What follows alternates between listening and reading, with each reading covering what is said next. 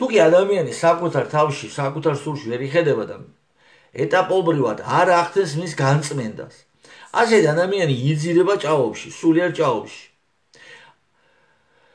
ხოლო განწმენდა კი ადამიანის განახლებას მოასწავებს, განახლებას ნიშნავს, წერია ძველი კაცი განიმოსეთ, ახალი შეიმოსეთ.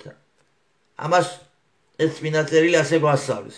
და ძველი კაცის განმოსვა და ახლის შემოსვა ნიშნავს განბანა სულიერ განწმენდას და ეს კი ხდება როგორც ხორცის განწმენდა ხდება წყალის მეშვეობით, სულიერი განწმენდა ხდება სულიერი ცრემლის მეშვეობით, ანუ სინანულის ცრემლის მეშვეობით.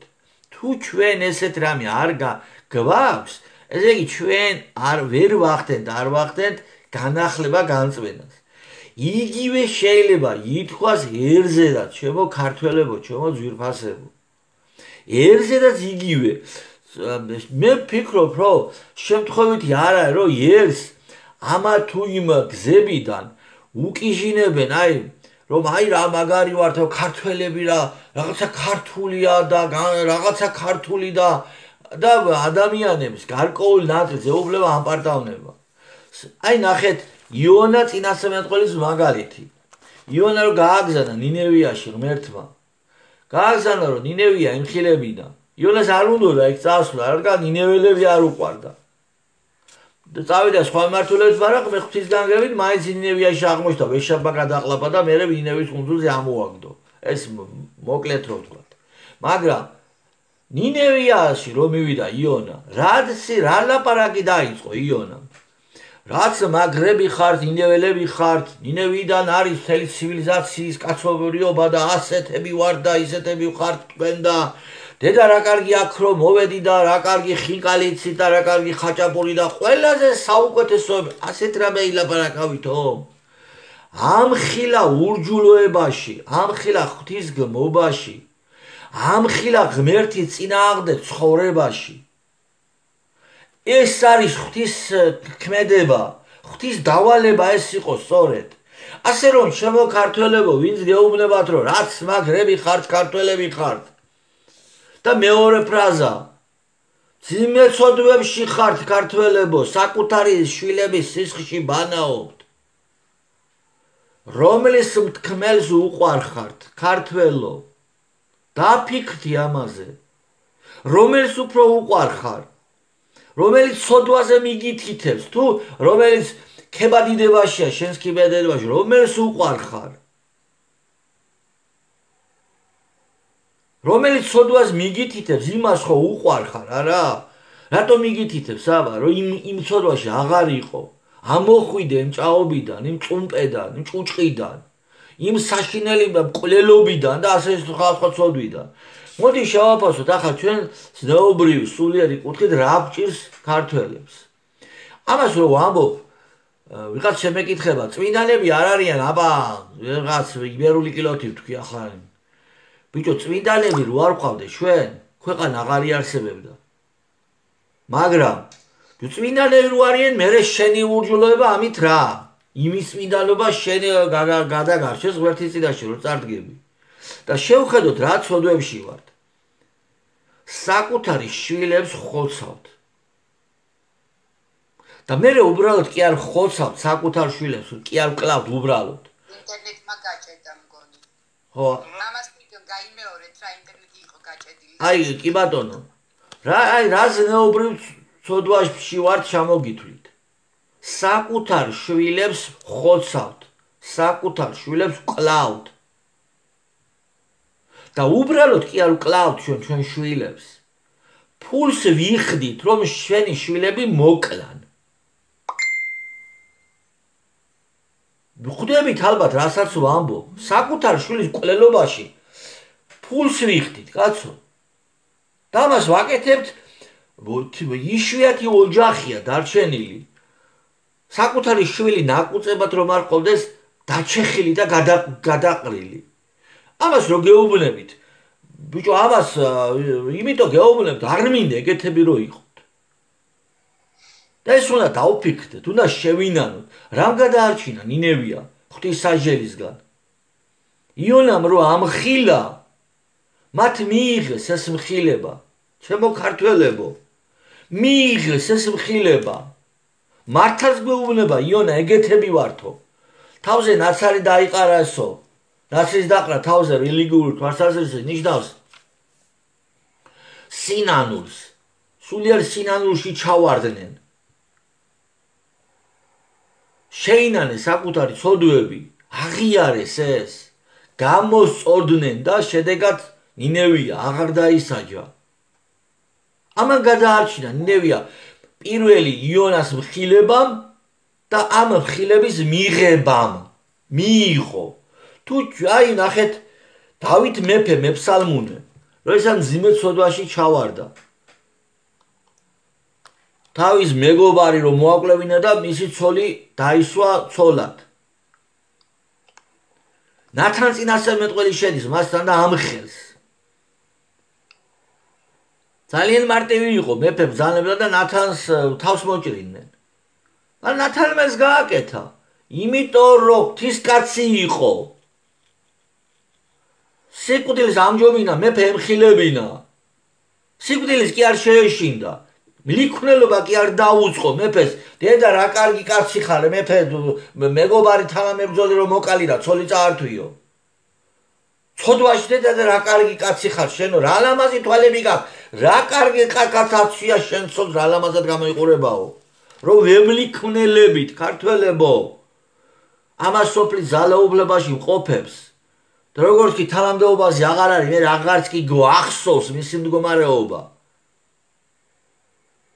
ეს უნდა შევინანოთ. და რა გააკეთა დავით მეფე მეფსალმუნე? შეინანა. და ამ სინანულის შემდგომ დაწერა საოცარი ფსალმუნი, 50 ფსალმუნი. მიწყალმე ღმერთო დიითა წყალობითა შენითაო. ეს უნდა გავაკეთოთ, ეს პროცესი გასავლელი გვაქვს ქართველებო, რაც მაგრები ვართ ქართველები, მაგრები არა. ძიმე ცოდვაში ვარ, საკუთარ ქვეყანას მტრობთ. საკუთარ შვილებსა და შვილიშვილებს მტრობთ. აი ჩამოგიცვეთ რატომ მტრობთ. პირველი, ჯერ ერთი ხოცავთ შვილებს და შვილების მოკლაში ფულს ვიხდით. მეორე, ქვეყანაში მიდის გენოციდი. ნარკოტიკების წლებია, ათეული წლებია და ქართველი გაიხედა რა თუნდა გახება ყველამ ვიცით. ოჯახი აღარაა თითქმის დარჩენილი. ნარკოტიკით ვიღაცა რო არ ყავდეთ გაუბედურებული. და ვის რომელი ძალის პოლიტიკის შედეგად მოხდა ნარკოტიკების ლეგალიზაცია. ამ ძალას არჩევნებში კისრის ტეხით 200 ლარად ხახვებზე და კარტოფილებზე რო ვაძლევთ ხმას. არ მონაწილეობთ საკუთარი შვილების განარყომენებაში? პლანტაციების გაკეთება რო უნდოდა? არ მონაწილეობთ ჩვენ? ჩვენ გავექცევით პასუხისმგებლობას? პასუხისმგებლობა უნდა ვიგრძნოთ ქართველებო. ქვეყნის წინაშე, საკუთარი ოჯახის წინაშე, საკუთარი შვილის და მომავლის წინაშე. პასუხისმგებლობა უნდა ვიგრძნოთ. ჩვენი საქციელი უნდა შევინანოთ. უნდა მიუხვდეთ. ყოველი ჩვენი ნაბიჯი, ყოველი ჩვენი გადაწყვეტილება შედეგს მოგცემს ხვალ და იმიტომ ვართ ამ დღეში. კაზინოებია, იძარცვება, რომელმა არიცით, რომ კაზინოებით, ონლაინ თამაშებით, თუ სხვადასხვა სამორინეები, თუ რა თქვია სახელები, რა სახელებიც ერთმანეთისგან სიმართლე გითხრა ვერც ვარჩევ, არც მაინტერესებს.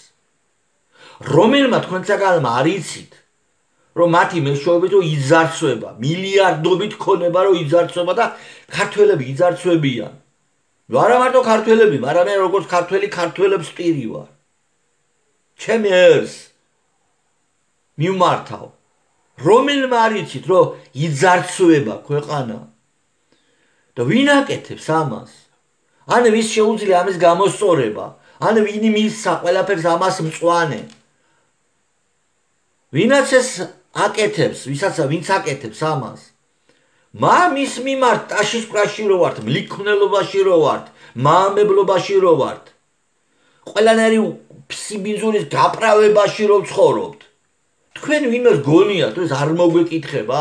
ღმერთი მოწყალია, შეგვინდობს. ღმერთი მოწყალია, რო ვიძახით, ღმერთი სამართლიანია. ეს რატო გავიწყდებათ? გავიწყდებათ თუ ივიწყებთ? სამართლიანია ღმერთი. იმსახურებთ მოწყალებას. დაუსვათ ქართველებო ჩვენ თავს შეკითხვა. ღვთის მოწყალებას ვიმსახურებთ რამე? გვაქვს ისეთი სინანული? ეგ არის. არა. და მე რატო ავალდებულებ? ღმერთო გინდა მაინდა-მაინც უნდა შეგიწყალოს, როდესაც შენ სინანულიც არ აქვს, ელემენტარული. კიდე გავაგზელოთ. გაივსო ქვეყანა მიგრანტებით. ვიღაცა ფიქრო, ეს ისღებათ, აი მაგალითად პარალელს ვავლებ და ძალიან გავს ეს ორი მოვლენა ერთმანეთს.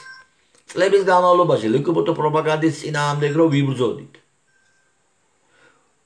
მოსახლეობის უმრავლესობა ასეთი ტექსტებით მოძრაობდა. ჩაირიანონ რა უჭირს, რატო ამბობდნენ ამას? ყველა ვიცით, იმიტომ რომ ხელისუფლებას ჰქონდა ეს პოზიცია. და ყველა მიცოდა, რომ თუ კი თქვათ იტყოდა, რომ ლგბტ გარყვნების პროპაგანდა ცუდია, აწყენიებდნენ გრიგოლიძს და მიმართ ადგილობრივ ფეოდალებს.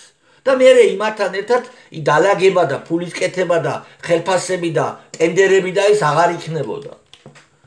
ამიტომ ამბობდნენ ტექსტს. ჩაიარონ რა უჭირთ კაცო?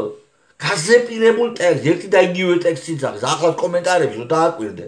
კომენტარებით მივხვდები ვინ ქოცია, ვინ აცია და ვინ ელოელი და ვინ რაღაც. კომენტარებით მივხვდები, ვინ რა ფრაზებს ამბობს.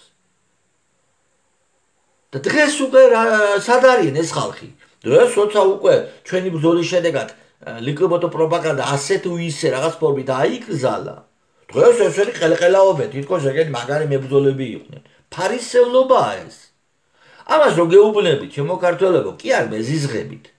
რომ მიყვარხართ, იმიტომ გეუბნებით, ფარისევლები ხართ. შვილების მკვლელები, ნარკოტიკებით ვინც აწყობს გენოციდს იმათ მიმართ მლიქნელები.